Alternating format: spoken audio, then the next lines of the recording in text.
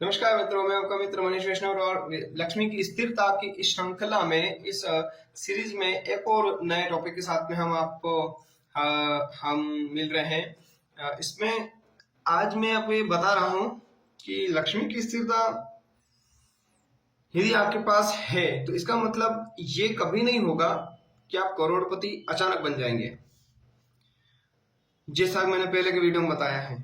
परंतु यदि लक्ष्मी की स्थिरता अगर आपके पास होगी तो उससे एक बहुत अच्छी चीज होगी, और बहुत अच्छी चीज ये होगी कि आपको आपके कार्य करने के लिए जो पैसा है वो कहीं से न कहीं से उपलब्धता हो जाएगी।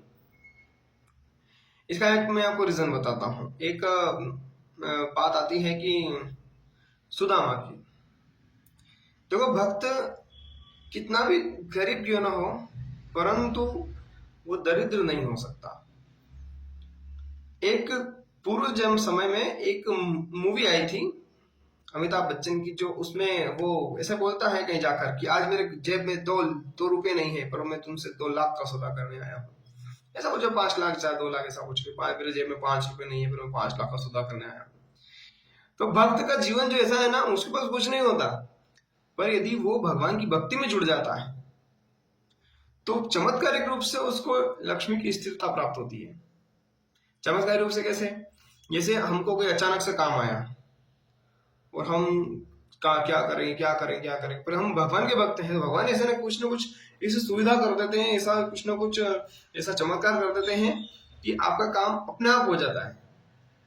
वो एक ऐसा पल रहता है, मतलब आप खुशी का क्या बात। तो भगवान जो है ना, आप भगवान से जुड़ेंगे ना, आपको अलग से एफर्ट्स लगाने की आवश्यकता नहीं होगी। यदि ईमानदारी से आप कर्म कर रहे हैं तो उसी में इतना बरकत दे देगा, इसी में इतनी तरक्की दे देगा वो कि आप न चाहते हुए भी उसमें आप आगे बढ़ जाएंगे। मतलब आप एक्सपेक्ट नहीं कर सकते, मतलब चाहते हो क्या, एक्सपेक्ट नहीं किया होगा आपने, कभी उम्मीद नहीं लगाई होगी कि मेरे साथ में ऐसा हो सकता है, और अचानक ऐसे ऐसे तरीकों से ऐसे स्रोतों से धन आता है और आपका वो जो काम जो आप सोच के बैठे थे वो हो जाता है।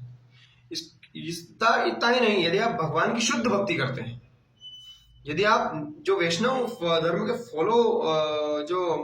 फॉलो करने के लिए जो रूल्स बताए हैं, अगर उनको फॉलो करते हैं आप कि मैं शुद्धता से भगवान का भक्त बनूंगा, तुलसी की सेवा करूंगा, कंठी धारण करूंगा, मैं मांस मदिरा का त्याग करता हूँ, मैं इधर उधर चोरी चुगली नहीं करूंगा, और मेरी थाली में वो धन आएगा, मेरे थाली में वो धन आएगा जो किसी के आंसुओं से भीगा हुआ ना हो, किसी के रक्त से भीगा हुआ नहीं हो, किसी खून पसीने कमाई मैं नहीं खाऊंगा, ब्याज का धन मैं इतना नहीं खाऊंगा, मैं मतलब इस प्रकार से आपको इस प्रकार से करना है कि आपका जो धन है जो आपकी थाली में आए, यदि आप जो रोटी खाएं तो आप आराम से सुकून के साथ कह सके कि मेरे पास जो धन है वो किसी के आंसुओं से भीगा हुआ या किसी की बद्दुआओं से सना हुआ नहीं है।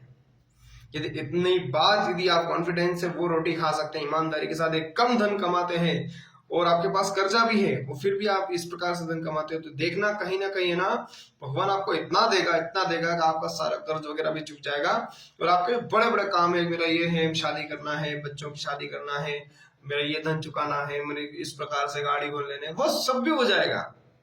पहले ही बोल दिया कि माया भगवान कृष्ण के अधीन है, भगवान नारायण के अधीन है और वो भक्तों को छल नहीं कर सकती, और भगवान जब चाहे उसको वो दे सकते हैं।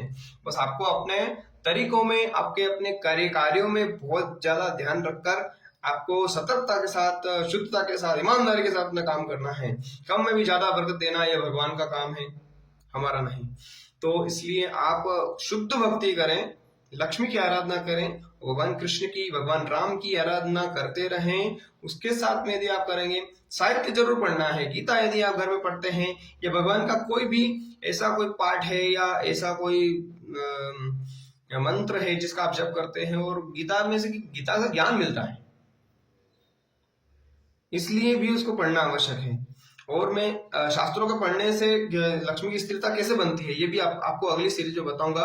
परंतु अभी के लिए इतना कि आप ईमानदारी से अपना काम करेंगे और कम कमाएंगे तो भी ज्यादा बरकत आपको भगवान देगा।